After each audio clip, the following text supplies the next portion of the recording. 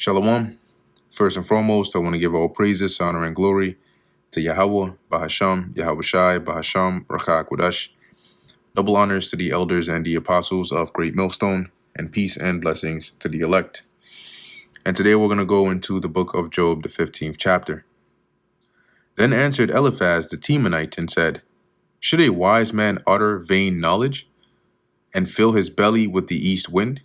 So, you proclaim yourself wise. Do you think it is becoming of you to be speaking such vain words? As it says, and fill his belly with the east wind. You're just basically talking like today. One would say you're talking out your ass, right?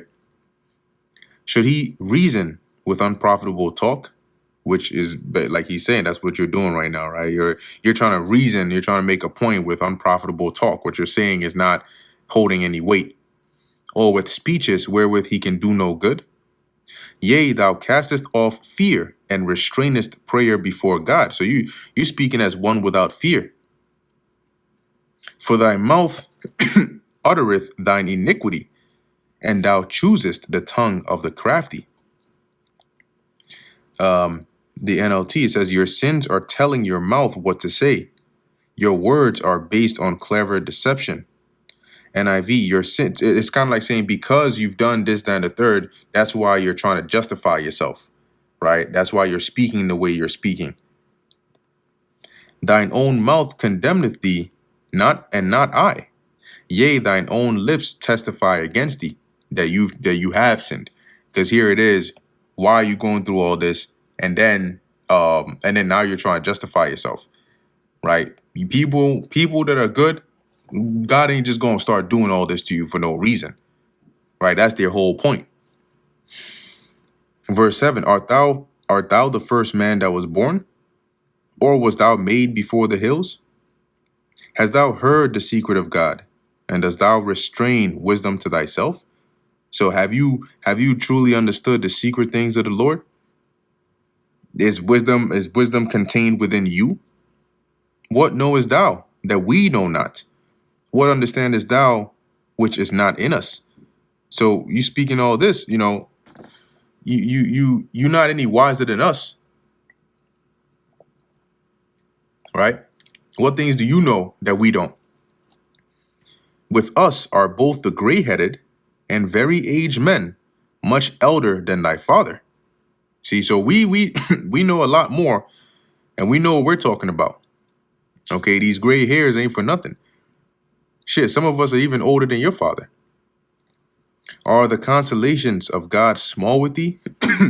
Is there any secret thing with thee? In the NLT, it says, is God's comfort too little for you? Is his gentle word not enough? Why doth thine heart carry thee away? And what do thy eyes wink at? NLT, what has taken away your reason? And what has weakened your vision, that you're speaking this way? That thou turnest thy spirit against God, and lettest such words go out of thy mouth. So what has gotten into you? That you're basically speaking against your Creator, and you're allowing yourself to let these words out your mouth. What is man that he should be clean? And he which is born of a woman that he should be righteous. So we're inherently, right, imperfect, let alone for one of us to claim to be righteous against God. Behold, he putteth no trust in his saints. Yea, the heavens are not clean in his sight. So the Lord is so perfect that he can claim, he can say, right, that the heavens are not clean enough, right, in his presence. And you think you can proclaim your cleanness and righteousness before him? How much more abominable and filthy is man, that which drinketh iniquity like water? Meaning we sin so much, it's like drinking water. I will shew thee, hear me, that which I have seen I will declare, which wise men have told from their fathers and have not hid it. I'm going to declare to you the wise sayings, the secrets of old, unto whom alone the earth was given, and no stranger passed among them. And he's talking here about the those, like when it says here, the wise men that have not hid it, he's saying these are men, NLT, from those to whom the land was given long before any foreigners arrived. So the original elders of the land, unto whom, or Slakia, verse 20, the wicked man travaileth with pain all his days. So now once again he's speaking, and he's basically saying, I'm speaking to you old wisdom, right? Wisdom that is known, okay, that is passed down from the elders, things that are used to admonish us and raise us up, and all of those things. And so he basically goes on to describe, as he mentions here, right, what the fate that befalls the wicked, right, and how when you live a certain lifestyle, certain things happen to you. Okay, and now, and as he speaks on this, we can start to see that parallel, right? You can see, you start to get an image of a nation of people that this fits, and that's why, some of these precepts you'll see we use when describing or speaking against Esau, because he is an example or even a testament to the validity, you could say, of this wisdom here, right? Of this we'll just call it wisdom here. So this is Job 15:20. It says, the wicked man travaileth with pain all his days, and the number of years is hidden to the oppressor. Now I'm actually going to read this in the NLT. It says, the wicked wreath in pain throughout their lives. So they don't live, a comfortable life. Eventually, their wickedness will catch up to them. Years of trouble are stored up for the ruthless. A dreadful sound is in his ears. In prosperity, the destroyer shall come upon him. Right? So he is made to fear because in his prosperity, destruction will come upon him.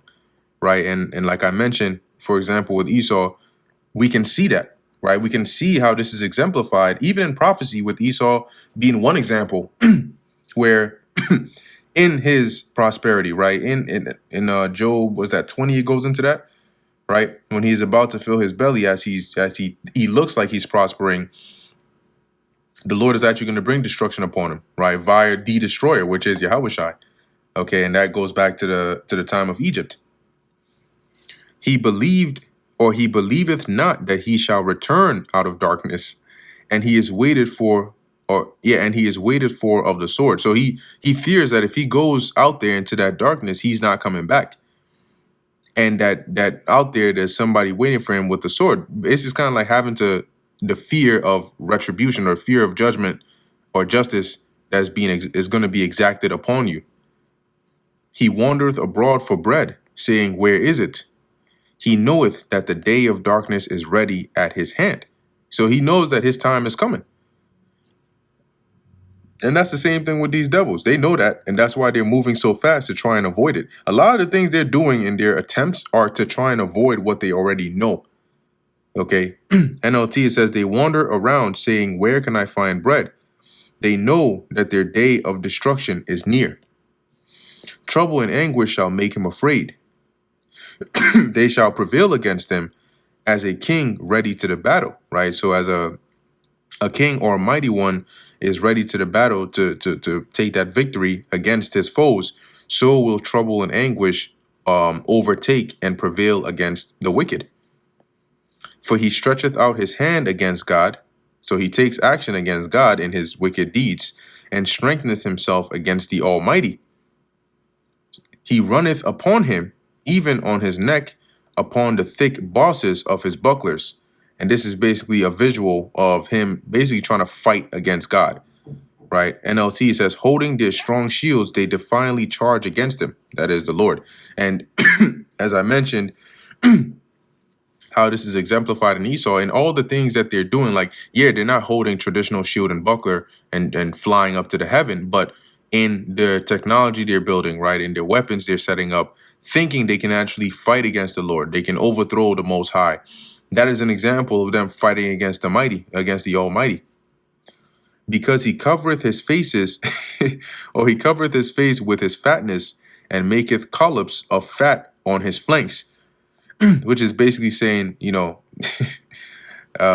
NLT, right? These wicked people are heavy and prosperous. Their waist bulge with fat. In the NIV, it says, though his face is covered with fat and his waist bulges with flesh, right? Which is signifying like, they've been living so lavishly, right? Enjoying that wickedness that they've, like if you were to personify somebody living comfortably or lavishly, you wouldn't, paint them as somebody, with their ribcage showing, right? Or looking anorexic. If you see somebody that's looking real fat, you tell, okay, this guy's eating, he got fat on his face and his stomach and shit. He's been eating a lot, which means he has access to food. So he's been living good. So it's saying here, right? They charge and try to fight against the Lord, right? They've been living this so-called good life for so long, they think that they can actually fight against God. And he dwelleth in desolate cities and in houses which no man abideth, which are ready to become heaps. So it says here, but their cities will be ruined, NLT. They will live in abandoned houses. They are ready to tumble down. And that's going to be their end. He shall not be rich, neither shall his substance continue. See, and when it says he shall not be rich, meaning like, yeah, he may accumulate wealth, but it's not going to stay with him. It's not going to last. That's why it says his substance, neither shall his substance continue. Neither shall he prolong the perfection thereof upon the earth, right? And the perfection meaning that the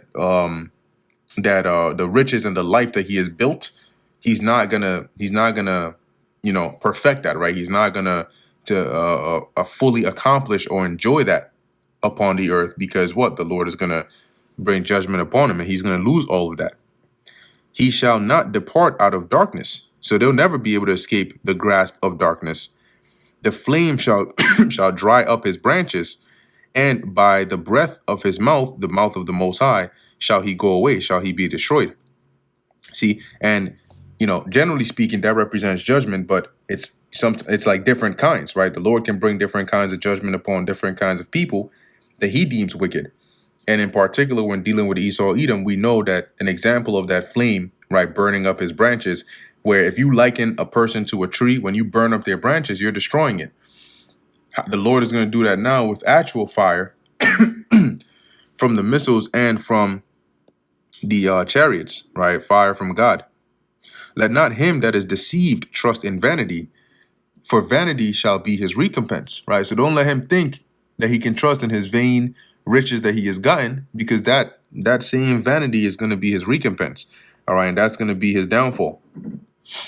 It shall be accomplished before his time, and his branch shall not be green, meaning he's gonna basically die before his time, right? He's gonna be taken out before he can actually enjoy a full life in that wicked labor that he has labored. When it says his branch shall not be green, because when a tree grows, right, the branches grow.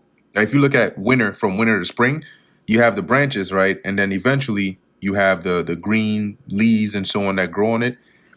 If he goes before that green comes, that means he basically dies prematurely, right? Or he loses the things that he has acquired before he can fully even enjoy it. He shall shake off his unripe grape as the vine, and shall cast off his flower as the olive. It says here, they will be like a vine whose grapes are harvested too early, like an olive tree that loses its blossoms before the fruit can form. So that's that, once again, losing that before it's ripe, right? Before they can fully enjoy that wickedness that they have set up all their lives. Verse 54 or 34, for the congregation of hypocrites shall be desolate, and fire shall consume the tabernacles of bribery, right? Which the tabernacles of bribery is basically the dwelling place of those that are wicked, right? That's that bribery, because that's one example of it. And what fire is going to consume the wicked today? We know what fire that is, right? The fire labeled as the second death. Verse 35, they conceive mischief and bring forth vanity. When you conceive, right, you bring forth, right? They bring to life mischief, and they bring forth, as it says, vanity, and their belly prepareth deceit, which when you go into that word belly, one of the definitions is the the faculty of, I think, what the thoughts, seat of mental faculties. Okay, so similar to what's that? Micah 2:1, right? So their mind, their thought prepares deceit, because that is the life of a wicked man. And that brings us to the end of the book of Job, the 15th chapter. Lord willing, that was edifying to the elect. In closing, I want to give all praises, honor, and glory to Yahweh, Bahasham, Yahweh Shai, Bahasham, Bracha Kodash. Until next time, Shalom.